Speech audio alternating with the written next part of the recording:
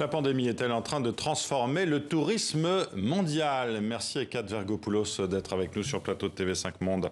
Vous êtes chercheuse au sein du GRIPIC, le groupe de recherche interdisciplinaire sur les processus d'information et de communication. Et nombre de vos travaux portent sur le tourisme, notamment celui publié chez l'Harmattan, l'indécence touristique, comment voyager en Grèce à l'heure de la crise. Alors selon vous d'abord, la pandémie de Covid-19, est-ce qu'elle est vraiment en train d'impacter et peut-être durablement, le tourisme mondial aujourd'hui? Est-ce que les motivations des touristes sont en train de changer, par exemple? Tout dépend un petit peu de l'échelle à laquelle on se situe. Si on est dans une vision assez court-termiste, évidemment qu'il y a des impacts très considérables de la crise du Covid sur les pratiques touristiques, ne serait-ce que certaines destinations qui ne sont pas ouvertes, toutes les formalités qu'il faut accomplir avant de pouvoir passer de certaines frontières. Et puis aussi, en termes de pratiques, c'est beaucoup développé l'endotourisme, se développe beaucoup l'endotourisme, c'est-à-dire le fait de voyager à l'intérieur des frontières de son propre pays. Donc ça, c'est évidemment, il y a un impact considérable. À long terme, à moyen terme, disons, les experts de l'Organisation mondiale du tourisme sont assez d'accord pour se dire qu'à l'horizon 2024, on devrait pouvoir retrouver à peu près le tourisme de 2019. Donc toute la question, c'est de savoir si ce sera effectivement le même tourisme ou pas tout à fait, en fonction justement de ce qui préoccupe ou pas les voyageurs. Mais il y a une prise de conscience, j'ai l'impression, malgré tout, justement, lors de cette crise qui continue, à savoir pourquoi partir loin, parce qu'on va avoir un bilan carbone lourd. Pourquoi ne pas rester justement sur son propre territoire aussi? On sent qu'il y a quand même quelque chose, peut-être un tourisme, on le dit depuis des années en même temps, mais qui est peut-être un accélérateur avec cette pandémie qui est en train de se conscientiser. Est-ce que ça, c'est une réalité ou pas? Il faut l'espérer, il faut l'espérer. Ça fait plusieurs années déjà que les touristes se posent la question... commence à considérer le tourisme à l'aune de questionnements plus politiques, plus éthiques. Ça fait déjà un petit nombre d'années.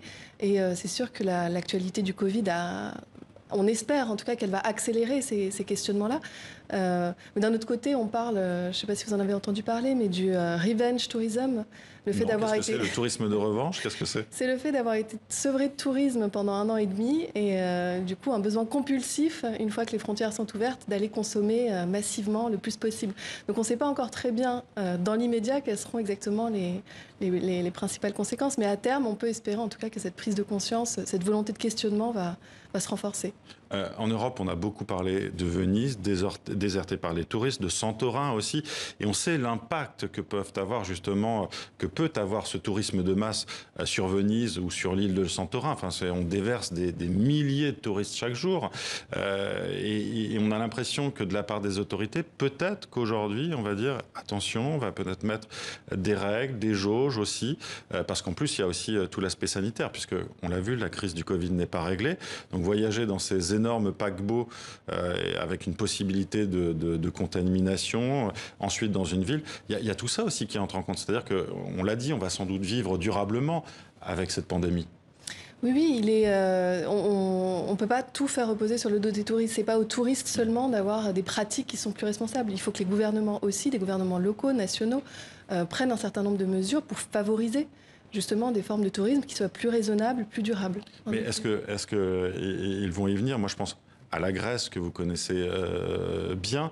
Je crois que l'économie grecque repose principalement sur l'activité touristique. Ils ont besoin, en tout cas dans cette construction économique aujourd'hui, de ce tourisme de masse, notamment l'été. Qu'est-ce qu'ils peuvent changer? Alors le cas grec est très particulier, puisque c'est un tourisme de saison principalement, donc c'est très concentré dans l'année. Et ce qu'ils veulent essayer de développer à l'heure actuelle, c'est justement faire un tourisme plus raisonnable en l'éparpillant tout au long de l'année. Voilà, de sorte à ce qu'on n'ait pas ce tourisme de masse à proprement parler.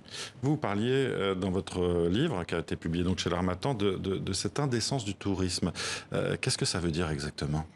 En fait, ce que moi j'ai pu observer, c'est le fait que de plus en plus, comme je le disais tout à l'heure, les touristes se posent la question du sens de leur pratique touristique. Ça veut dire quoi? Ça veut dire que la culture du tourisme qu'on a aujourd'hui, c'est une culture très singulière.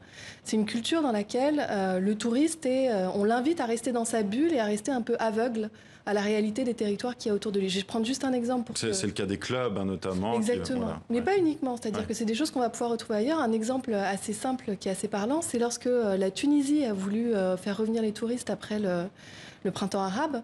Elle a lancé une campagne de communication, vous pouvez la voir dans le métro parisien. Il y avait une affiche notamment où c'était un joueur de golf accroupi avec plein de balles partout sur le terrain. Et le texte disait « On dit qu'en Tunisie, les balles fusent, à vous de voir ».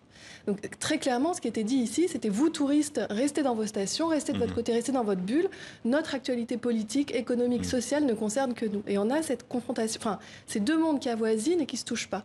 Et ce qu'on voit, c'est que de plus en plus commence à se poser la question de est-ce que finalement, on ne devrait pas avoir un tourisme un peu plus politique, casser ses frontières et aller justement à la rencontre. On a tous été très choqués par ces images justement de migrants morts sur des plages italiennes, notamment avec des touristes à côté qui continuent de bronzer. Exactement. Ouais. Et effectivement, on se demande comment c'est possible que ces touristes ne réagissent pas.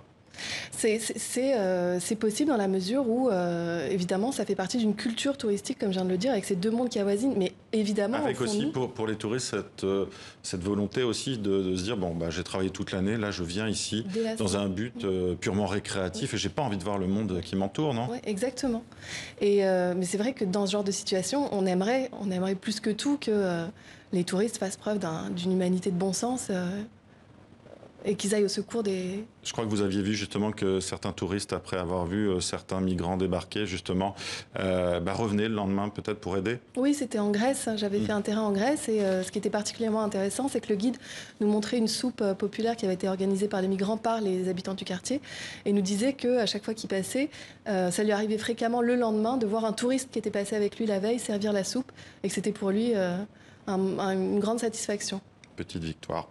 Merci Hécate Vergopoulos d'avoir été avec nous. Je rappelle la publication de votre livre chez l'Harmattan, l'indécence touristique, comment voyager en Grèce à l'heure de la crise. Merci d'avoir été avec nous.